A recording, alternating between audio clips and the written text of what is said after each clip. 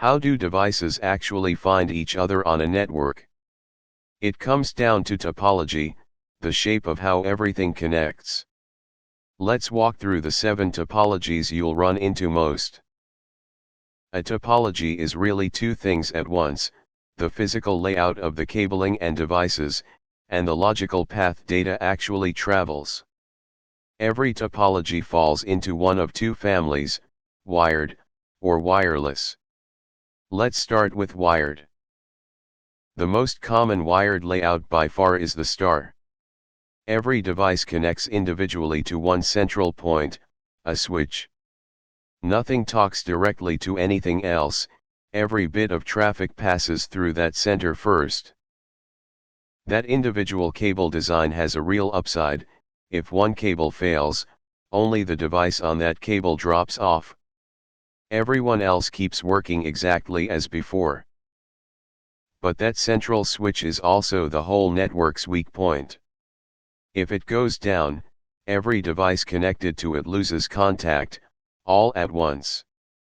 That's what's called a single point of failure. Next up is the ring.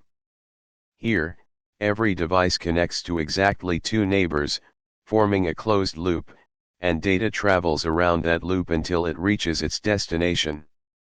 Traditional single ring LANs like this are largely a legacy design today. You won't run into them much in modern networks, but they're worth understanding. The catch with a single ring: break the loop at any one point, and the whole thing stops working. Every device downstream of that break loses connectivity. The bus topology is even older. Every device taps into one shared backbone cable, a coaxial line, using a BNCT connector. Both ends of that backbone need a terminator, or the setup won't function at all. Signal on a bus travels both directions along the cable at once. Every device sees it, but only the intended destination actually accepts it. Pull a terminator off either end, and that open end reflects the signal straight back down the cable, a problem called signal reflection. Once that happens, communication on the whole bus breaks down. In a mesh topology, every device connects directly to every other device. With 4 devices like this, that works out to 6 unique physical links, 12 link endpoints total, not 12 separate cables.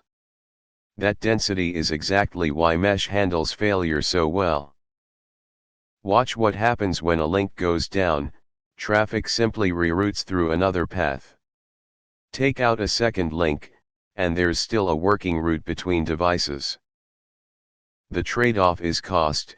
All that cabling and all those network interfaces add up fast, which is exactly why full mesh rarely shows up on local networks. Where mesh really shines is at a much larger scale: the internet itself.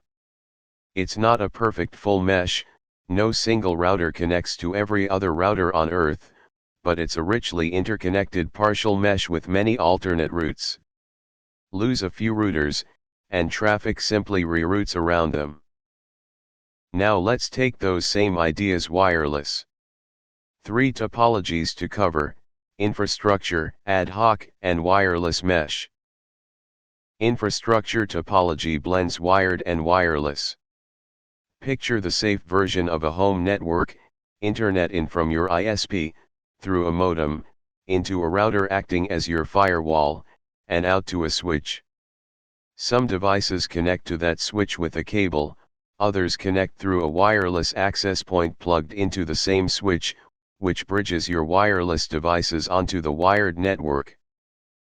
Infrastructure networks aren't limited to one access point either. Add as many as the space and coverage demand, each wired back to that same switch. Ad hoc is the simplest wireless setup there is: no router, no switch, no access point at all. Devices just connect directly to each other, peer-to-peer, with each one handling its own security since there's no central device managing the connection. That makes ad hoc perfect for a quick, temporary connection, sharing a file directly between 2 laptops with nothing else set up. Now, the conventional way to cover a whole building wirelessly, run the internet from a gateway through a router and switch, then wire an Ethernet cable out to every single access point. It works, but it means pulling cable through walls and ceilings everywhere you need coverage. A wireless mesh skips most of that cabling. One node stays wired back to the router, but the rest talk to each other wirelessly instead, over a backhaul link. Exactly how that backhaul is built varies by system, but the core idea stays the same: the nodes coordinate with each other. So a laptop connects to whichever node is closest, that node relays the traffic to the next one, and the next, hop by hop, until it reaches the node that's wired to the gateway.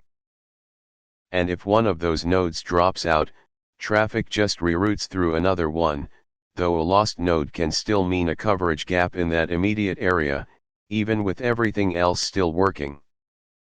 Here's all 7, side by side. The right topology comes down to what you're optimizing for: cost, scale, reliability, or coverage. There's no single right answer for every network. Thanks for watching InfraTech Hub. Subscribe for more networking concepts explained clearly.